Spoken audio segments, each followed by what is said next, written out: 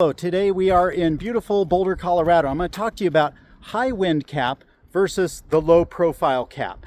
This $1 million home with a gorgeous view has never had a good operational day for his brand new Husong Manufacturing direct vent gas fireplace. It trouble shuts down after just 30 seconds to 2 minutes, and then it will try to auto relight.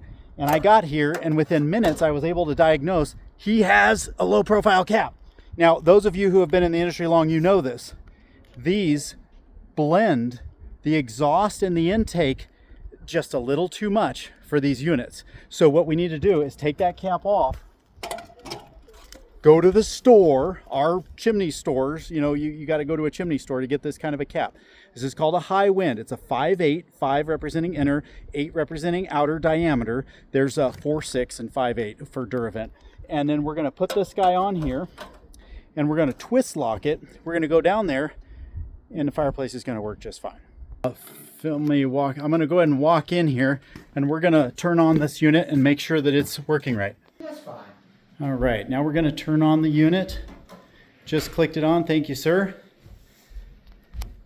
And now normally, when has this unit been doing trouble shutdowns? So how often would you say it takes when you would light it before it would give you that trouble shutdown? Is it like 30 seconds?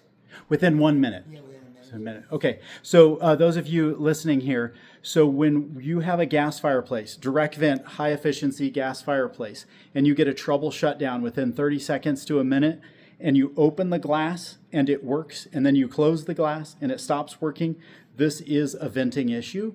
And check the cap. Maybe a low profile cap to a high wind cap by Duravent is the answer. Hope this helps. Cheers.